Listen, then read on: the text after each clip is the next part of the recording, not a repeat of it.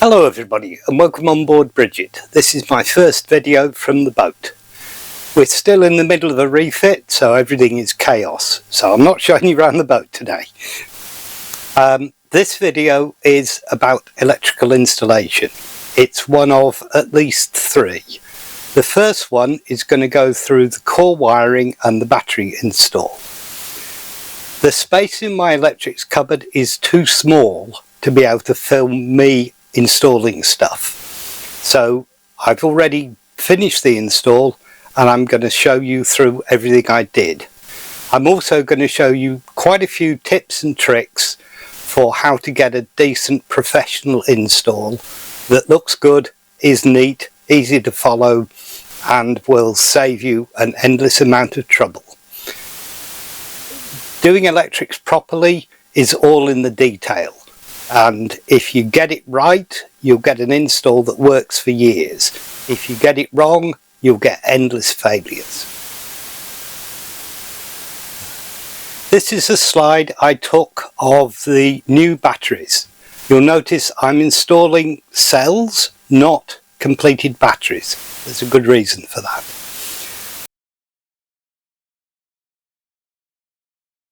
You can see the obvious advantage in lithium cells. The two at the back are 225 amp hour flooded lead acids. The two at the front, or the four at the front rather, are a 300 amp hour lithium pack. It's a quarter the weight, it's getting on for half the size. Lithium has the other advantage that you can stack them in any orientation apart from upside down, so it's much easier to fit them.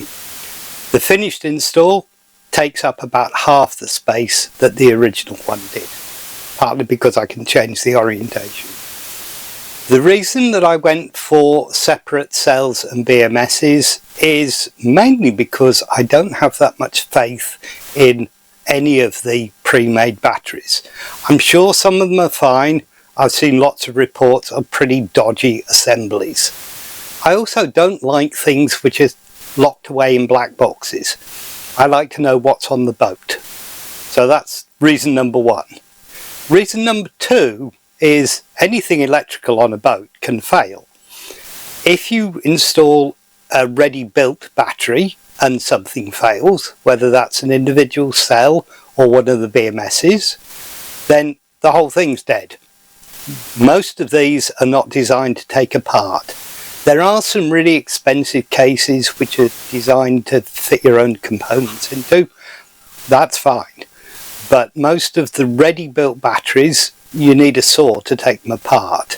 You can't disassemble them and replace a failed BMS or a failed cell. I wanted something which I could properly maintain myself. So that was one reason. The other reason is I wanted twin independent systems. So I've put in two separate 300 amp hour batteries. Each one has its own BMS. Each one has its own isolation switch. The whole system is designed so that I can run on one battery or both. In the event of a battery failure, I can simply switch off that battery. Okay, I'm down to half power, but I still have power, and 300 amp hours is quite a reasonable amount of power on a boat this size. The heart of any boat electrical system is the battery bank, and what you can see here is two stacks of 4 EVE cells. As I said earlier, I've used separate cells. These require a BMS. So you can see just about, these are the BMSs. There is one each side. You can see all the small wires. I haven't actually tidied these up yet. They will eventually be taped together in bundles. Those small wires connect to each cell, and that forms the monitoring system. You can then use a mobile phone to get detailed information about how the cells are performing. You can also see the main connections one to each battery stack. These are O2 cables. Sorry, these are 2 gauge cables, which are rated to 220 amp hours each. The batteries are rated for 150 amp hours, so I've got plenty of spare capacity there. Monitoring temperature on lithium batteries is really important. The small black wires you can see taped to the middle of each battery pack are the thermal sensors. The BMS won't work without these attached, and they are what will warn you of any battery overheating situation.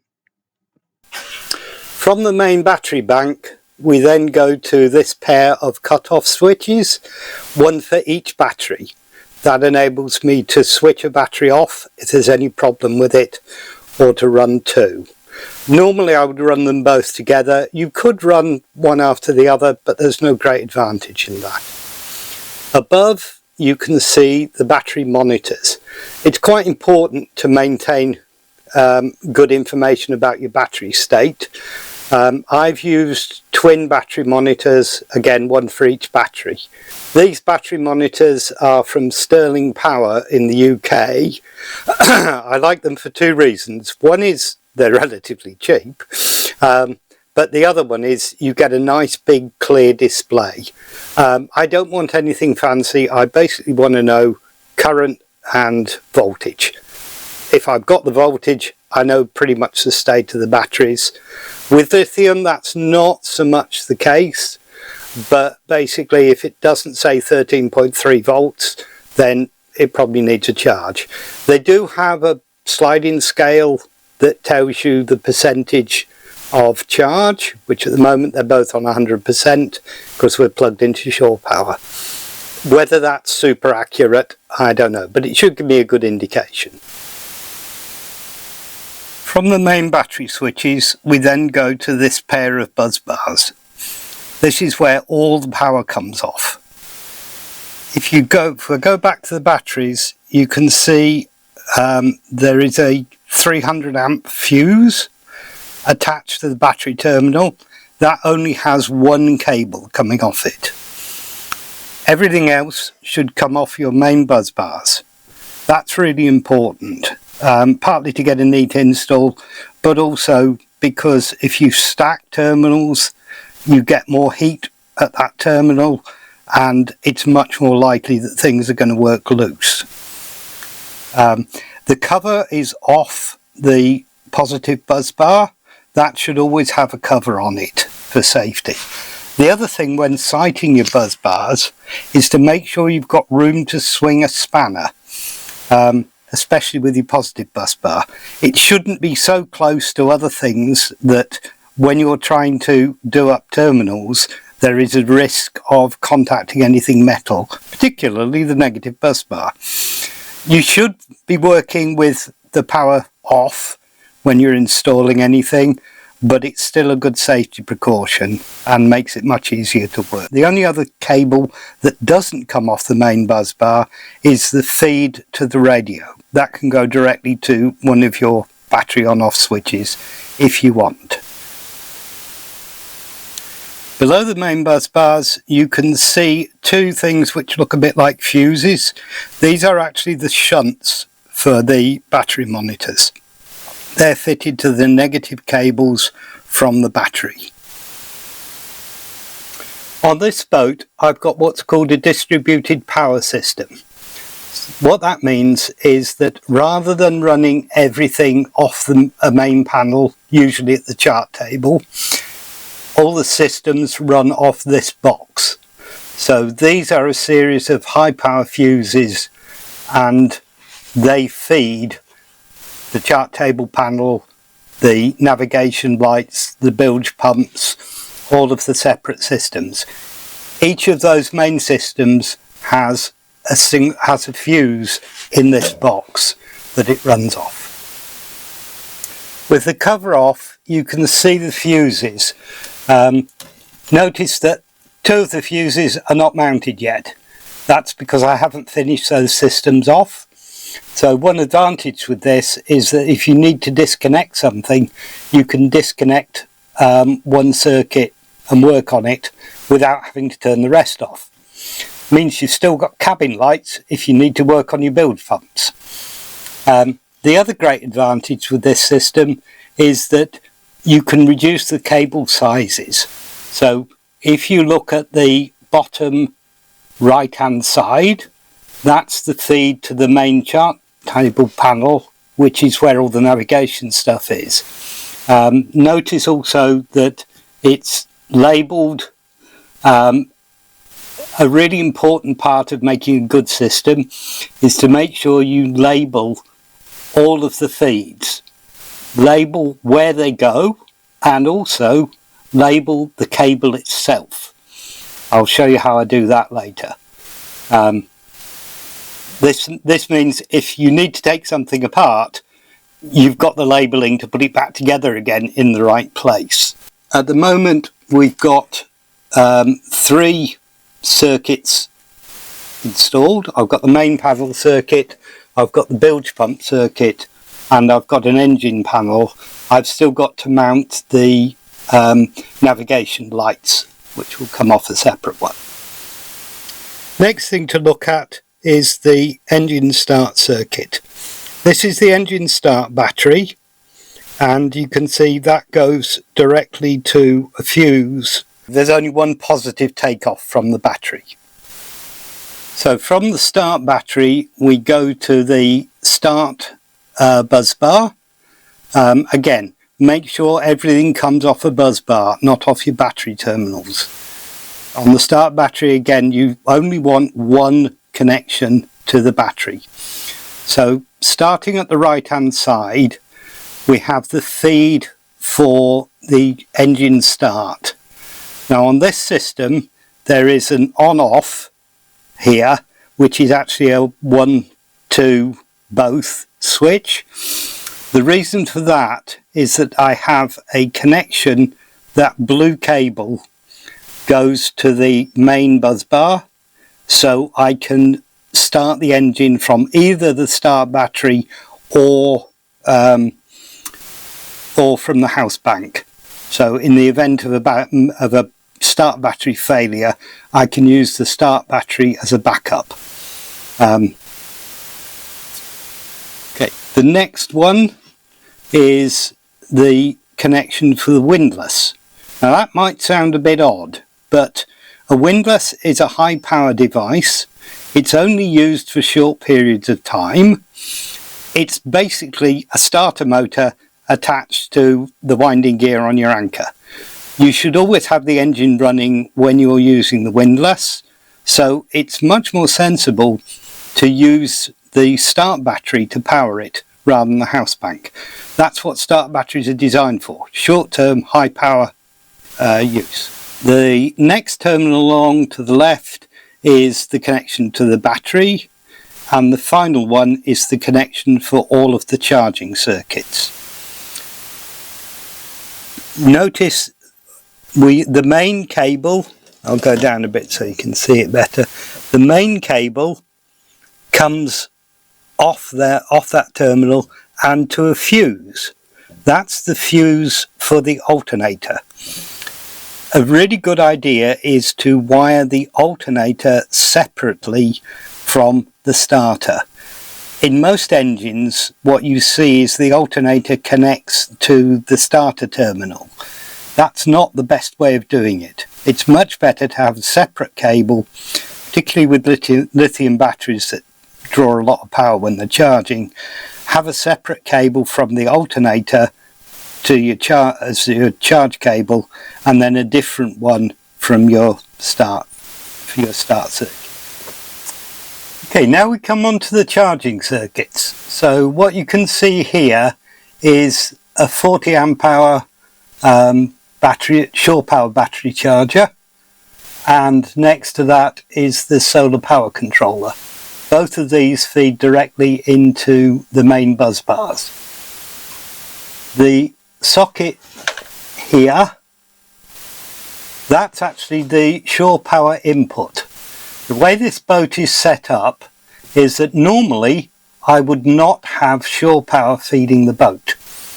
Shore power feeds the battery charger, which then charges the batteries, and I run off the inverter. I'll go through why that is the case once I finish showing you around the circuits.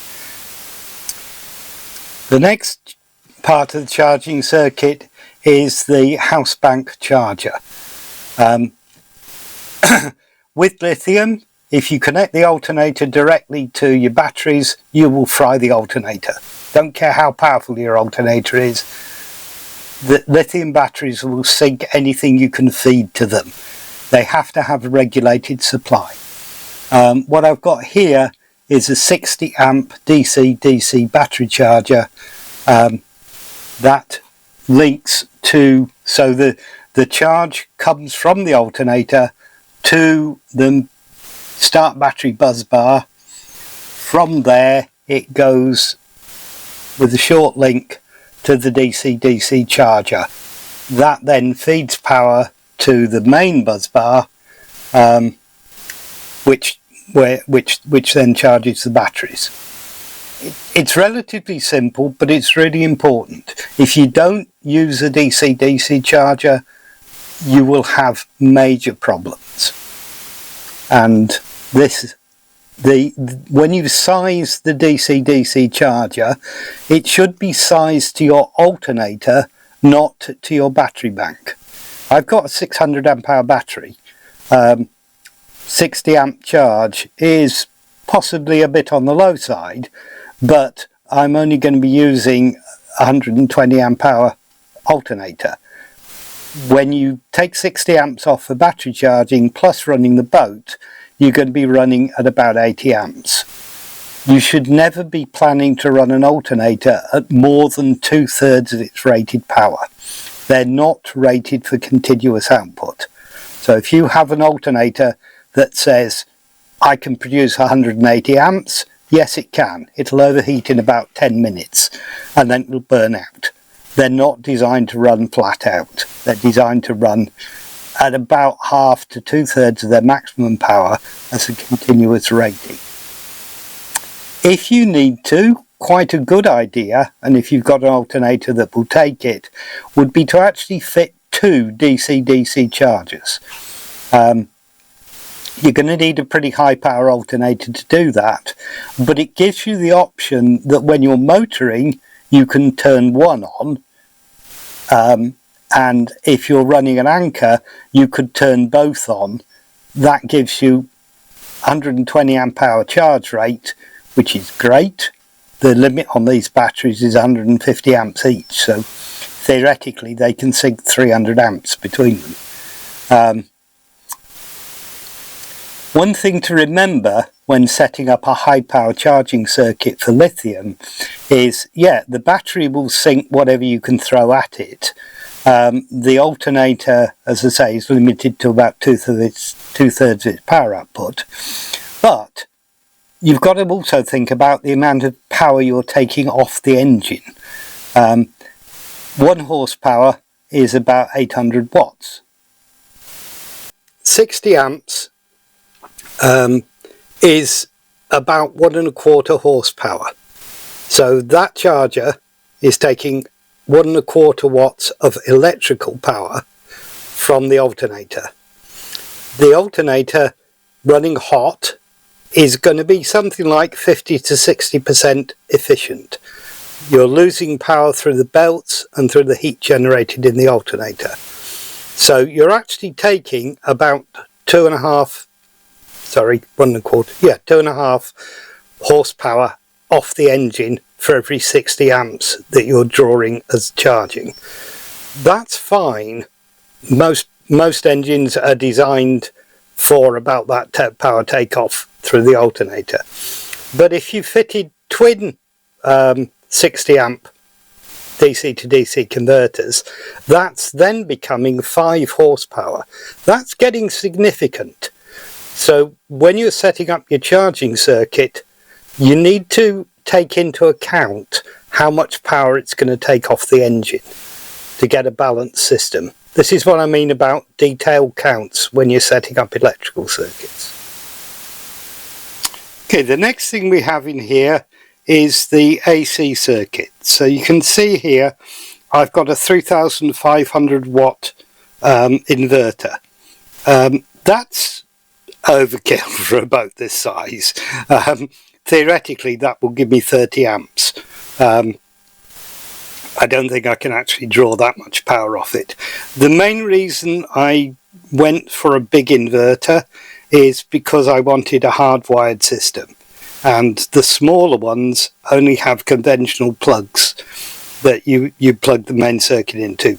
You can't hardwire them. This was the smallest one I could get at a reasonable price that would allow me to hardwire it. Okay, so power to the inverter comes off the main bus bar to this fuse box. All inverters require a class T fuse. In fact, ABYC now suggests use class T fuses for your main battery terminals. On a boat this size, I think that's overkill, but you definitely need one on the inverter. This is because of the amount of power that an inverter can draw. If you look at those cables, you can see they're pretty big. The inverter is wired with 0-2 cables. They're rated for 300 amps. They can actually supply way more than that before they fail. So you can get a few thousand amps if something goes wrong with the inverter. That's enough to cause an arc across a conventional fuse.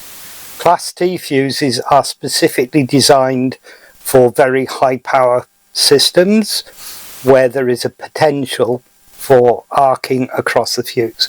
The next thing we come to is, you can just about see it, this two-way switch here and the light bulb. When you hook up a big inverter, they have lots of very high power capacitors inside them. If you just connect them to a battery, you'll get a dirty great spark, which is pretty off-putting. It makes you jump. It's also not going to do your batteries or the inverter a power of good. So this is set up with, again, a 1-2 both switch. That means that when I apply power to the inverter, I switch it to 1 and it supplies power through the light bulb. That light bulb it's just a standard 40 watt household light bulb. Don't use an LED one, it has to be an incandescent one. Effectively what it does is work as a resistor. So when I turn it to 1, it puts power through the light bulb, which slows the inrush current down and allows the capacitors in the inverter to charge. You then turn it to number 2 position, which is the main connection to run the inverter. So from the inverter, the main power cable goes through a whole boat RCD breaker that protects the cable run from the inverter through to the main panel. We then come on to this switch that you can see on the left, which is the selector switch for shore power or inverter power. That feeds into the main AC breaker panel from where things get distributed. Okay, back to talking heads rather than wobbling around with the camera in one hand and a light in the other hand, which is pretty tricky. So, a few things about the way this system is set up. One of the issues we have these days is marina wiring and other boats. Marina wiring has a pretty tough life. It usually runs under walkways, it's close to the sea, sometimes dipping in it. It's not the most reliable system. It's very easy to lose an earth connection on the marina wiring. That presents quite a dangerous situation. The other issue is you've got other boats with power. If their electrical systems are not brilliant, they can be feeding power into the water. The upshot of all this is a significant risk of electrolytic corrosion. If you have power feeding from your boat into the water, it's going through your prop and other underwater metal. That's how you get electrolytic corrosion. It only occurs if your earth system, if your boat is earthed through shore power. If you don't have an earth connection to shore power, then you can't get electrolytic corrosion. We're breaking the circuit. But obviously, if you just disconnected the earth wire, that would be extremely dangerous. Any fault on board could lead to a fire. None of your fuses will work. That would be a lethal situation. You simply can't do it. What you can do is isolate your onboard AC from shore power. You can do this by fitting an isolation transformer. On big boats, that's the way you do it.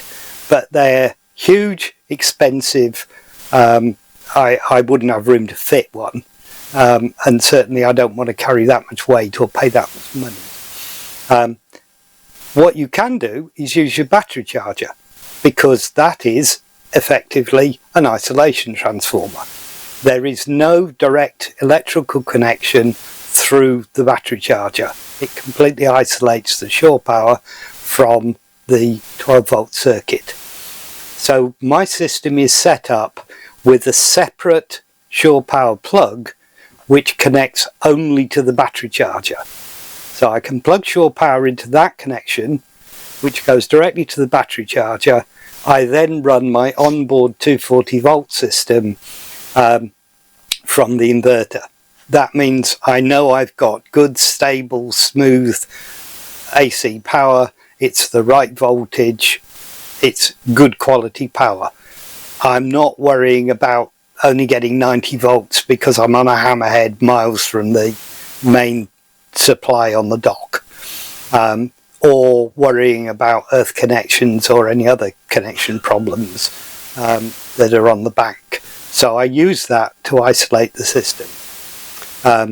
I do have a direct shore power connection, so if I want to, I have a separate input, which is a 30 amp circuit that I can plug in and run conventionally offshore power.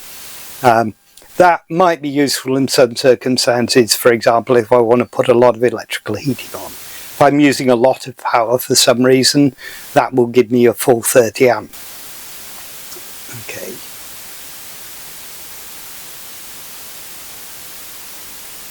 Okay, so I think that just about covers the main electric cupboard and the systems which are installed in there. So I'm then going to go on to show you some tricks and tips and tricks for getting a professional install. If you're finding this interesting, subscribe to the channel. I've got more videos coming out on the rest of the electrical system and other things. Also, take a look at my book, Budget Sailboat Restorations. It's available as a paperback and as an ebook on Amazon. Okay, so this is my electronics toolkit. It's worth having a separate box for electronics bits and tools. They're quite fragile and you need everything together. If you have an electrical problem, you don't want to be searching around the boat for the tools you need. There are a number of essentials. You need a heavy-duty set of wire cutters. Notice that they have a curved blade. Straight-bladed ones don't cut wire well. And you need to be able to cut heavy-duty cable. You're going to be, or you should be, using marine-grade terminals, and the best ones are the ones which have a heat shrink connection as part of the terminal. The reason for that is that when you heat those heat shrink terminals, they also contain glue and they make a complete seal around your joint. Works much better, but you do need to use the right crimps. So the difference is that these have a jaw which is smooth on the inside. The conventional ones, I don't know if you can see this terribly well, but these are for the car type terminals. They're a different size and it's a different style of jaw. You can't probably see it, but these are actually made up with two pieces. If you use these on heat shrink terminals, you'll damage the terminal insulation.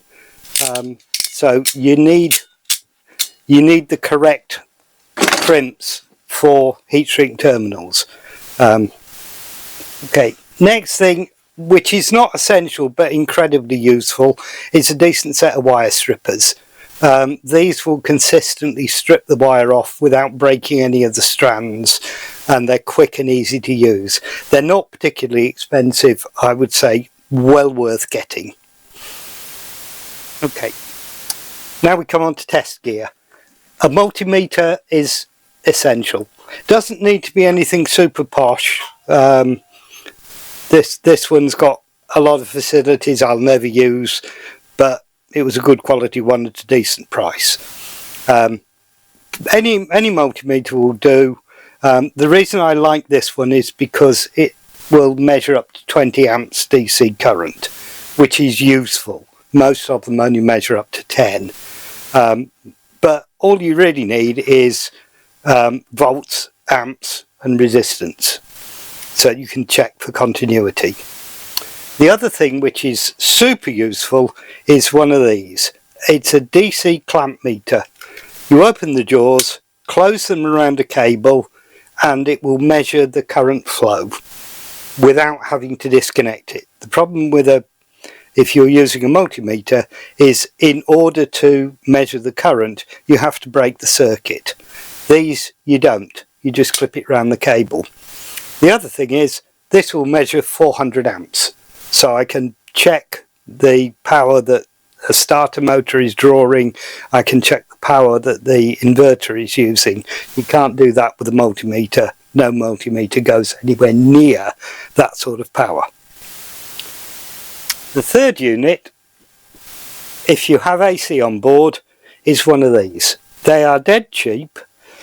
All you do is you plug it into a conventional socket and then it lights up. Two lights. If two lights light, everything's good. If you've got an earth fault or your wiring is reversed, then it gives you the wrong lights. It shows you that there's something wrong. Practically essential, I would say, for if you're installing an AC circuit, you want to plug this into one of your AC outlets and test whether it's good or whether you've made a mistake, for example by reversing positive and negative or hot and neutral. The other thing they're dead useful for is if you want to test shore power, you can plug this, providing there's a 15 amp connection somewhere on your or you can get a 15 amp socket somewhere on the shore power connection. You can plug this in and it tests the shore power connection to make sure that live and hot and neutral are not reversed, and also it tests whether the earth circuit is intact. Okay, so that's your basic electrical instruments and stuff that you need for fitting. Okay, next up, if you're doing core wiring, you're going to be using very heavy duty wiring. That is connected with this type of lug. And in order to fasten these on, it is possible to solder these, but it's not a good idea. Generally speaking, we don't use solder connections on boats because when you apply enough heat to melt the solder, which is pretty difficult on a lug this size, and if that's got a whacking great copper cable, it conducts heat away so fast it's hard to get it hot enough to properly melt the solder. The other thing is that heat makes the copper go brittle, and it creates a stiff section at the end of the where the terminal is. Both of which are bad news. You're much more likely to get cables fracture if you use solder connections. So that's why we always use crimp connectors on boats. But in order to crimp lugs like these, you need these sorts of crimp pliers. These go from 0.2 down to about 10 gauge, with you simply rotate the jaws for different sizes. You need something with a decent amount of leverage. Even with handles this long, to do an 0.2 cable, I put one lever on the floor and lean on it with the other one. It takes quite a lot of power. You're crushing the cable down to effectively make a pressure welded joint. Next thing is sealing the ends. When you make any connection, it's really important that you get a weatherproof seal. This is a short link I made up for something and then didn't use. But what you don't want is any moisture, any water getting into the end of the cable. Even with marine cable, if you get water penetrating inside the insulation, then the cable will deteriorate. If you want a system that is going to last many years, then sealing the ends of your cable is one of the key features. I tend to find that for most things, if you buy in bulk, it's a lot cheaper. That's why I've got this kit of connectors. I'm not going to use 90% of these small ones, but that entire kit cost me about as much as 4 or 5 decent sized lugs would have cost me from the marine store. So yeah, it's well worth exploring online and buying in bulk. That includes your all your crimp connectors. Buy them online in bulk. You can buy 300 for the price that they sell a packet for in the marine store. Okay, that brings me to heat shrink covers. So, piece of heat shrink. This stuff's great. Shrinks by about 50% when you warm it up with a hot air gun, and it seals your connection. But if you buy the small kits, very often these are too short. You might want a longer one. The other thing is, you buy a pack and you've got like half a dozen decent sized ones and the rest are tiny. You get tons of things this size, which are pretty much useless. You're not going to need heat shrink for 16 gauge and less, because you're using heat shrink terminals. It's already got the heat shrink attached. For your heavy duty connections, it's well worth buying this online in bulk. You can basically buy it by the meter or in like 20-30 yard rolls. Way cheaper than buying it pre-cut, and as I say, it means you can cut it to whatever length you want. You notice that I've got supplies of red and yellow because ABCY in its wisdom has changed the regulations and said that DC cable should now be yellow, not black. The reason is, yeah, I don't like to speak, yeah. I will not go into the reasons why, for liability issues apart from anything else, but it's basically on super yachts and big complex boats, there's a possibility that people could confuse AC hot, which is black, and DC ground, which is also black. Makes sense on big yachts. On most of our boats, that is not going to be a problem. But let's stick with the rules. So what I've done is I've reused a lot of my earth cable, and I've simply put a yellow heat shrink seal over the end of the terminals to indicate that they're DC. You might as well, why not comply? Okay, the other thing is, and this makes a big difference, if you notice in the electronics cupboard, wherever I had cable bundles, they had some black sheathing over the top. It's much easier to get a neat insulation if you run a sheath over your cables. You don't need as many zip ties, and also this stuff, it's pretty flexible. It stretches out to quite a large size, so you can get a big bundle of cables through it. It's also fire resistant, so if you do get a cable overheat, it will actually give you some fire check. This stuff is rated to 400 degrees C, so it's adding an extra layer of fire protection, as well as making your system look a lot neater. Again, you can buy this by the roll on the internet. It's not particularly expensive, and I think it makes a big difference. Having a neat professional install is important, as I said, because it makes your system more reliable, but also if a surveyor takes a look at it for an insurance survey and sees fire protected, neatly bundled cables running in straight lines, and obvious fusing, no terminals stacked on battery connectors, you're going to get a pass straight away. If not, yeah, if you've got 5 terminals on your main house bank takeoff and you have to have an insurance survey, that's a fail.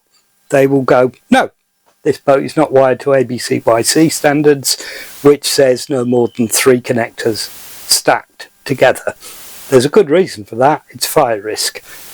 So, as I say, neatness is the key to reliability, but also will get you through an inspection.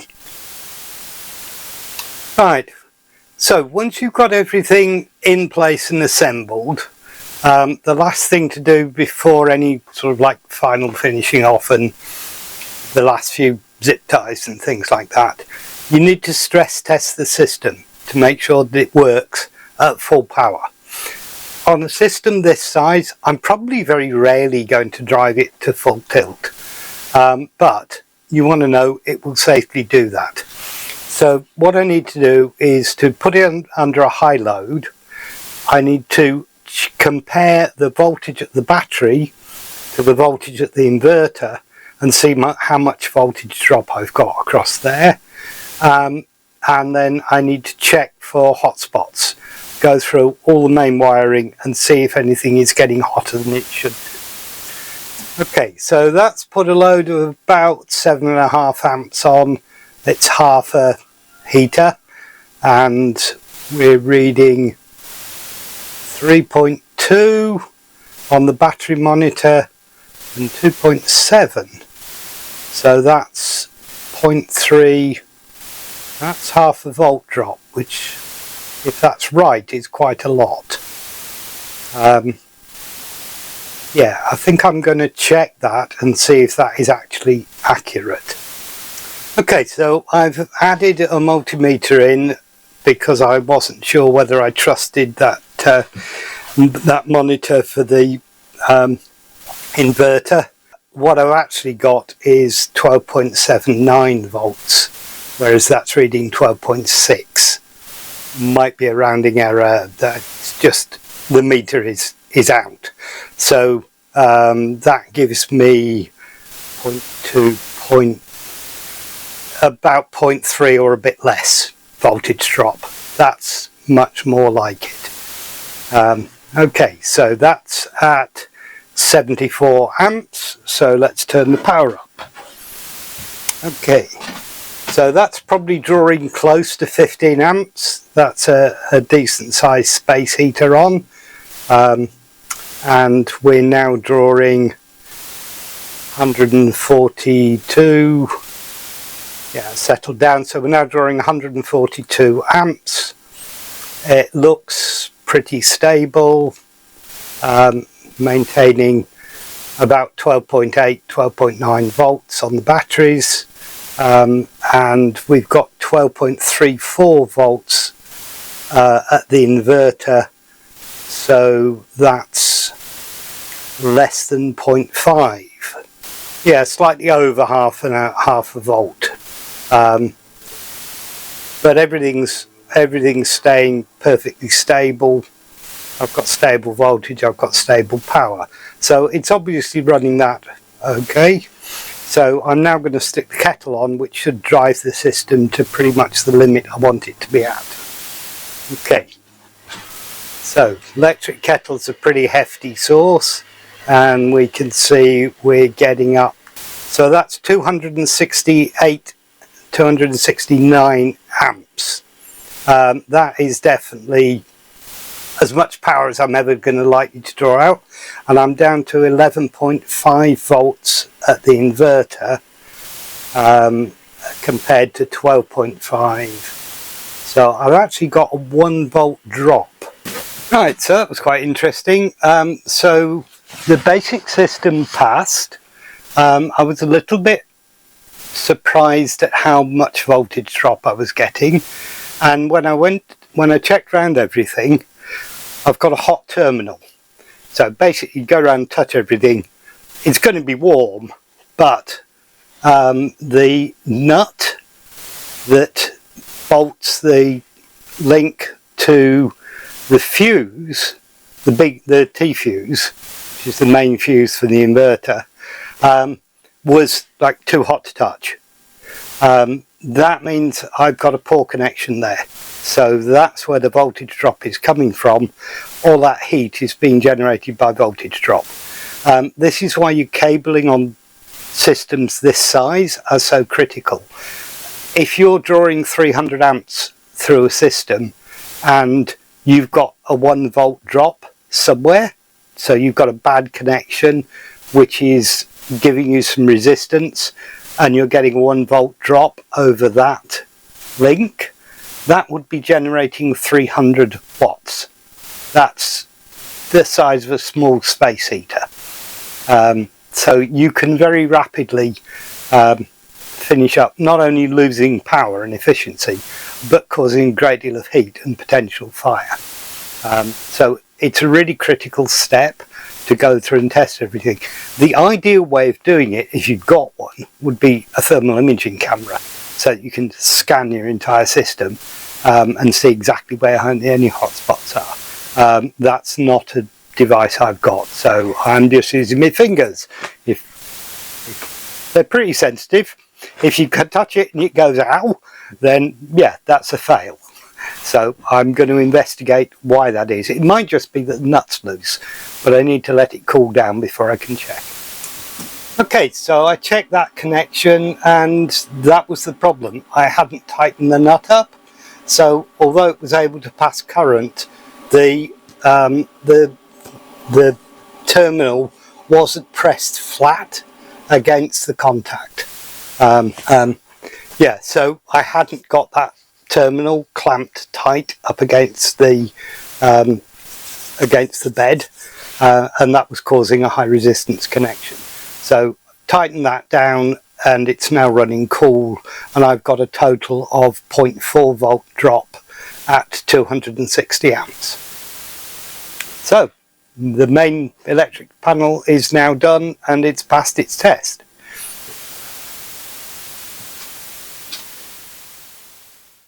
The next video is going to be on installing bilge pumps, so hit the subscribe button if you want to be notified of when that one comes out. Should be about a week. Bye, and see you next time.